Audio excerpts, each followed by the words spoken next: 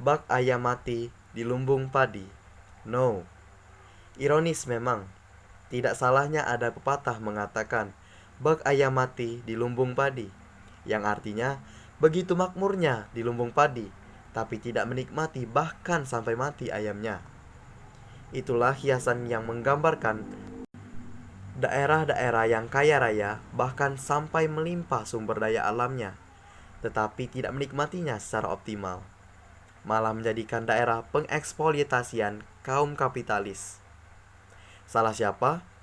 Tentu tidak ada yang mau disalahkan, bukan? Semua saling melakukan pembenaran, dan akhirnya yang menderita dan terus menjadi korban adalah masyarakat itu sendiri. Kota energi dengan sumber daya alam batu bara yang melimpah ruah, pembangkit listrik berpuluh tahun berdiri, faktanya tetap hidup dalam biarpet. Apa tidak ironis? Belum lagi masalah lingkungan yang sudah makin memprihatinkan, problema kesehatan lingkungan seperti polusi udara dan air makin sangat dirasakan masyarakat dari tahun ke tahun. Kalaupun secara pendapatannya nolnya sudah 12 triliun.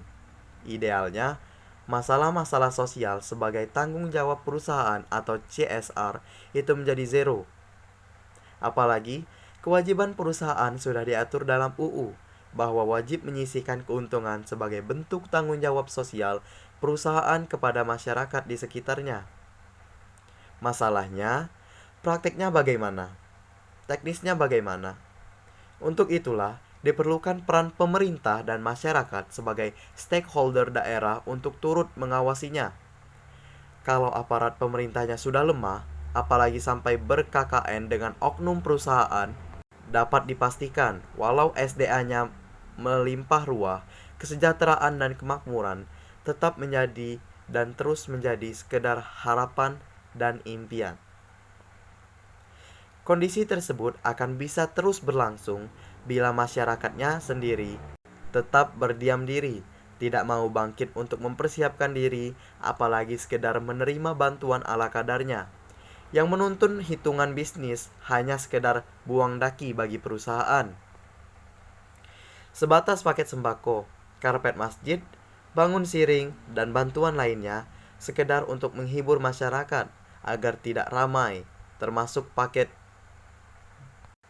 proyek, renovasi, perbaikan jalan, dan lain-lain, yang memang disiapkan untuk sekelompok oknum masyarakat yang bisa dijadikan pion dan bumper oknum perusahaan, sekaligus meredam protes ke perusahaan. Simbiosis mutualisme yang dibangun seperti itu selama ini antara para oknum harus segera diterbitkan dengan pembaharuan konsep berpikir yang berorientasi kepentingan yang lebih luas dan tentunya visioner. Konsep Good Corporate Governance atau GCG harus diimplementasikan oleh perusahaan melalui pola kemitraan profesional dan proporsional. Pemerintah juga harus melakukan monitoring secara terpadu dengan masyarakat. Adakah hal ini bisa terjadi?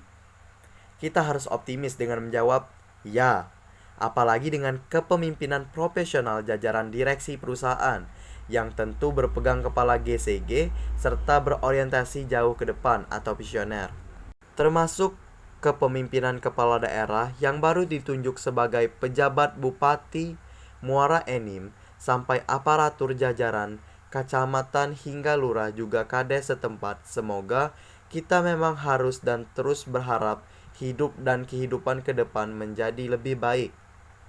Hamparan rezeki yang dianugerahkan ilahi berupa bumi dengan limpahannya batu bara tentu harus mampu memberikan kesejahteraan dan kemakmuran bagi semua pihak, terlebih masyarakat Tanjung Enim dan sekitarnya. Adil dalam kemakmuran dan makmur dalam keadilan harus diwujudkan. Bila tidak, berarti kita ingkar terhadap apa yang telah dihamparkan oleh Sang Kholik. Demikian, saya Robert Sanjaya mengabarkan berita Merinim Pos hari ini.